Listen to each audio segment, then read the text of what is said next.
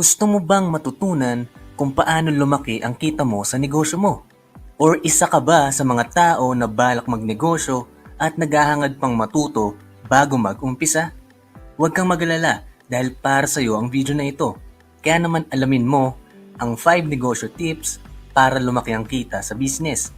Ang mga tips na ibabahagi namin dito ay ang mga diskarte ng ilan sa mga matatagumpay na negosyo. Kumbaga, ito yung mga ilang secrets and tricks na maaring hindi mo napapansin or sadyang hindi mo alam. Kaya make sure na panoorin mo hanggang dulo ang video para hindi mo ma-miss out lahat ng babanggitin namin dito. Handa ka na ba? Okay, let's go! Number 1, pagbibigay ng value.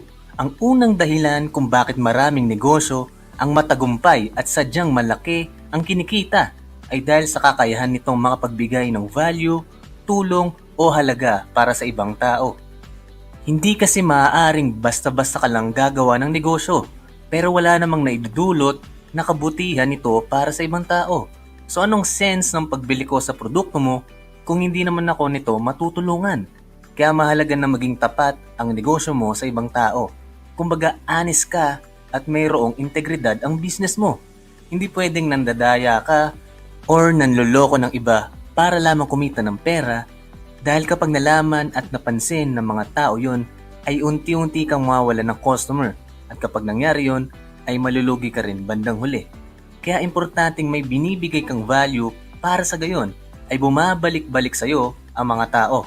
As long as bumabalik ang mga tao, ibig sabihin yan bumabalik din ang pera para sa iyo.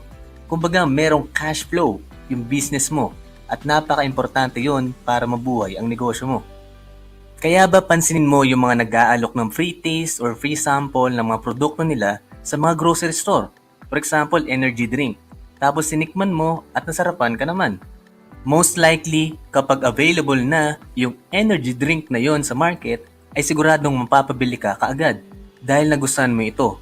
Kumbaga, meron itong value na binigay sa'yo. Ganon yung experience ko sa C2 green tea drink na natikman ko noong pre-sample pa lang. Kaya the moment na nakita ko yung sa mall, binili ko kaagad dahil nagustuhan ko yung lasa. Halos lahat ng matagumpay na negosyo sa mundo ay nakapagbigay ng value sa ibang tao.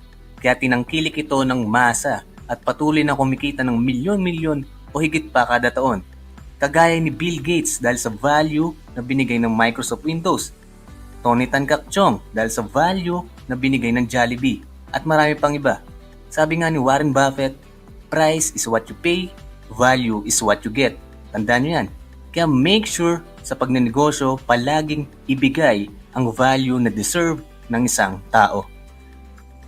Number 2, branding. Isa pa ito sa dahilan kung bakit sobrang laki ng kinikita ng isang negosyo. Isa ito sa dapat mong ginagawa para mas makilala ka pa ng tao.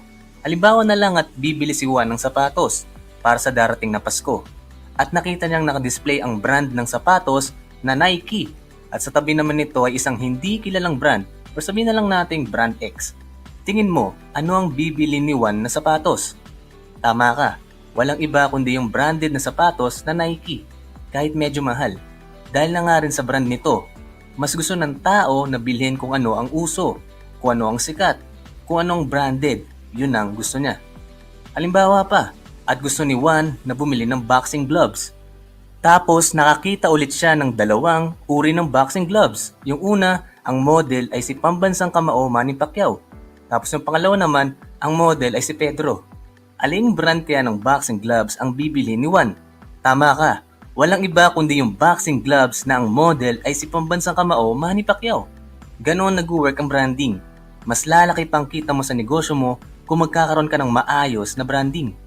Kaya ba pansinin mo, yung iba pang nag-uumpisang negosyo ay halos maglagay rin sila ng logo sa mga paper bag, sa mga plastic, or kahit sa tissue ng kanilang mga business.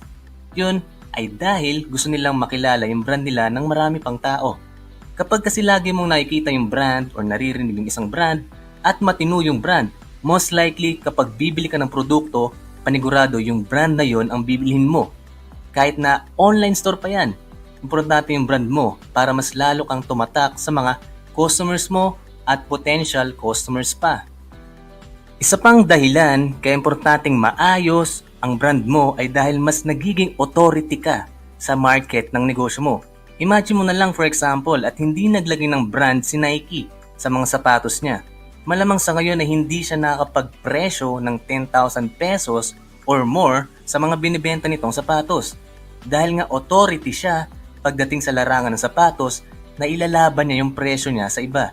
Kaya make sure na ayusin mong brand mo at matino ang brand mo. Number 3, pruweba. Isa pa ito sa technique ng isang mahusay na negosyante, yung pagsasabi o pagpapakita ng pruweba sa mga bago o potential customers na mahusay ang negosyo nila. Pansinin mo yung mga nagbebenta online sa Facebook. May mga nilalagay pa yung mga seller na legit yung binibenta nila. May mga screenshots pa ng mga bumili o yung mga satisfied customer. Ito yung pinapakita nilang pruweba na magaling yung tinda namin produkto at mahusay ang negosyo namin. So bilang isang customer, pag nakita mo yun, most likely mapapabili ka na rin dahil sa pruweba. May ilang negosyo naman na gumagamit ng ganitong pruweba. Over 1,000 t-shirts sold. Yung mga ganyan. So ang pruweba nila dito ay sikat o uso itong t-shirts na binibenta nila. At dahil na nga rin doon, most likely mapapabili ka na rin ng t-shirt na binibenta nila. Isa rin sa dahilan kung bakit may mga reviews or feedbacks sa mga online store para mapakita sa mga potential customers na okay at legit yung produkto na binibenta nila. Kung gusto mo pang maunawaan kung bakit napakahalaga ng pruweba sa isang negosyo, ito pakinggan mo. Halimbawa, si Juan ay nagugutom na at kakain na ng tanghalian. At sa paghahanap niya ng mga kainan, nakita siya ng dalawang restaurant.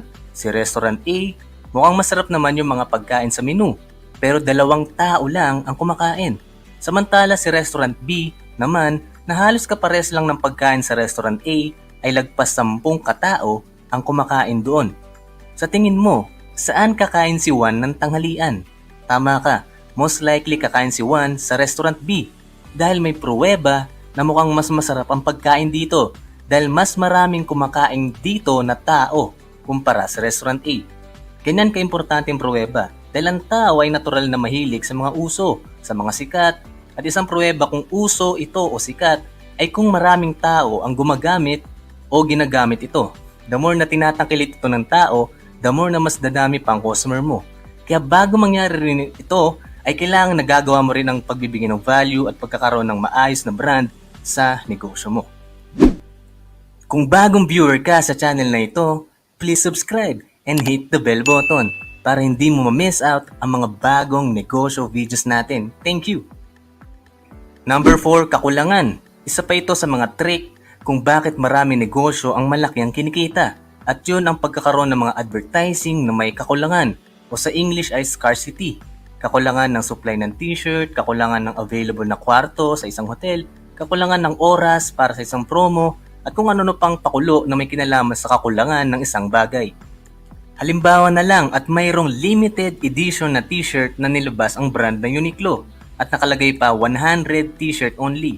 Most likely bibilin agad yan at mauubos sa loob lang ng ilang araw o baka nga oras lang. Pansinin nyo yung paggamit ng Uniqlo ng salitang limited. Ibig sabihin hanggang dito lang ang dami nito. At kasabay pa nun ang paglalagay ng bilang which is 100. Tapos yung salitang only. Yang mga words na yan indirectly naloloko yung utak natin para mapabili tayo sa bagay na yan. Dahil nga sa takot na maubusan ka nitong t-shirt. Kasi nga may kakulangan nito. Ayaw mong mawalan nito at maraming guilty dito sa tinatawag na FOMO or yung tinatawag na fear of missing out. Ayaw mong mahuli ka, ayaw mong mawalan ka. Iba naman sa mga seminars or live events, ganito ang pitch para bumili yung mga tao. Sasabihin na 5 seats left, yung mga ganyan. Dahil nga 5 seats na lang ang natitira, maaaring mapabili ka na ng ticket para sa seminar or live event na ito. Marami pang uri nito at i-observe nyo na lang rin sa iba pang mga negosyo na katulad nitong mga scarcity technique para mapabili ang mga customers at maaaring i-apply mo rin kung posible ito sa negosyo mo. Number 5, marketing. Isa sa pinakamahalagang parte ng negosyo mo ay marketing. Kaya naman sa mga malalaking kumpanya at mga bigating negosyo talaga ay napakalaki ng budget sa marketing department. Dahil isa ito sa mga tumutulong para lumaki palalo ang kita nito. Maraming magaling na marketing strategy na ginagamit ang ilang mga kumpanya para mas lalo silang makilala at bumenta. May iba na gumagamit ng mga sikat na artista, yung iba naman sa mga commercial, sa TV, O sa radyo, yung iba sa mga billboard, sa mga magazine, sa mga music jingle, or kahit sa internet ay mayroon na rin. Yung iba kahit sikat at malaking kumpanya na, ay patuloy pa rin sa pagmamarket ng kanilang negosyo at produkto. Kaya pansinin mo na lang para lumaki pa ang sales ng isang grocery store na kahit ultimong nasa cashier ka na, ay mayroon pa rin mga nakalagay na produkto na pwede mong bilhin. Na kung tutusin ay dapat magbabayad ka na lang sa cashier. Pero kung bakit ba naglalagay pa rin sila ng mga produkto malapit dito na maaaring mga hindi naman mabentang produkto, yun ay dahil sa kadahilanang minamarket nila ito sa iyo para bilhin mo. Para siyang indirect way pero it's a form of marketing and advertising ng mga produkto nila. May lang din ako napansin mga tinda sa department store sa mga mall na nilalagay yung mga branded o mamahaling produkto sa unahan ng mga estante. At yun ay para mabili yung mga produkto na yun. So in a way, marketing strategy din yun para mabenta ang mga produkto na yun.